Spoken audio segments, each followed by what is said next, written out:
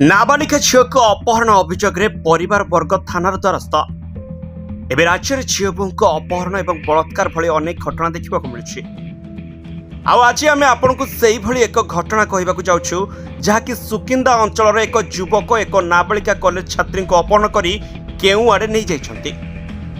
तेरे एभली अभावन घटना देखा मिली जाजपुर जिला सुकिंदा ब्लॉक अंतर्गत बरतंडा ग्राम पंचायत बरतंडा ग्राम। सूचना था कि बरतंडा ग्रामर जगत राउत नाबालिका झील संध्याराणी राउत और से ही ग्रामर पवित्र प्रधान नाबालिका झील झांसीराणी दुहे मिसी प्रत्येक दिन हरिपुर स्थित भारती बिहारी महाविद्यालय को बस जगे अध्ययन करने को जाते। किंतु गत शनिवार 9 तारिख दिन दुहे सांग कॉलेज बस जगे निज ग्रामर अध्ययन पर हरिपुर कॉलेज को जाते। पर कॉलेज रु झांसीराणी घर को फेरी किंतु संध्याराणी घर को फेरी नथिले। एने परिवार वर्ग हरिपुर कॉलेज सांगसाथी घर बंधु बांधव और घर एवं अन्य जगह खोजाखोजी करथिले किंतु झील संध्याराणी को कोठी भी पाई नथिले।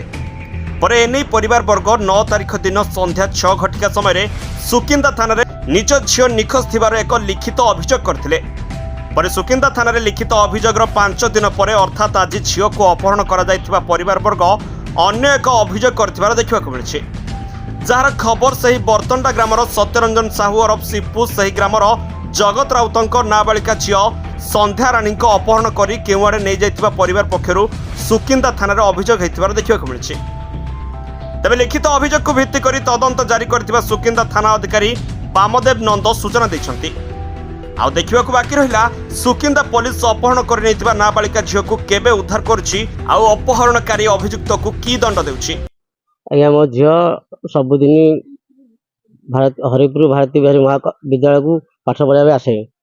गत शनिवार दिन टाइम रे बस टाइम रे आज्ञा बस रे बसिकी कॉलेज पाठ पढ़ा आसला भितर आज्ञा बस फेरला टाइम रे बस रु मो झील बस भितर फेरी पाइला नहीं। न फेरी पाइल घर को न आसला आम कॉलेज को आसिलु देखिलु कॉलेज भितर बस ना कि लेक्चर ना कि सार ना कहीं ना तेणु आम खोज खबर कलु।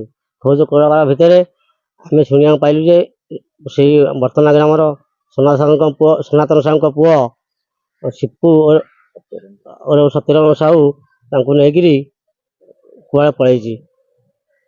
तेणुक से दिन आम संध्या 6 समय सुकिंदा थाना द्वारस्थ हेलु।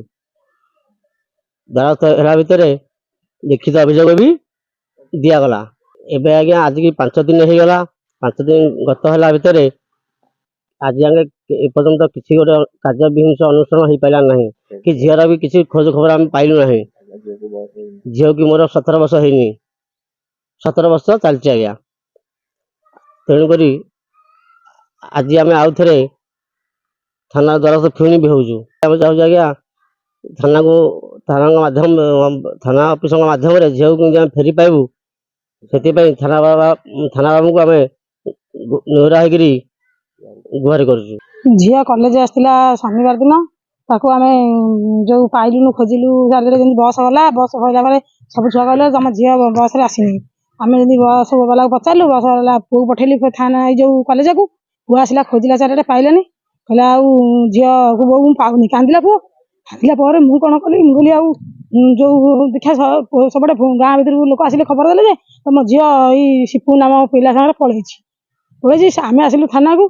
थाना अभियोग देलु थाना वाला कहले आउ मिसिंग केस गोटे दिंतु आम तुम झील खोजी आनी देदेबू। तुम झील 18 वर्ष होनी आम खोजिक आनी देदेबू।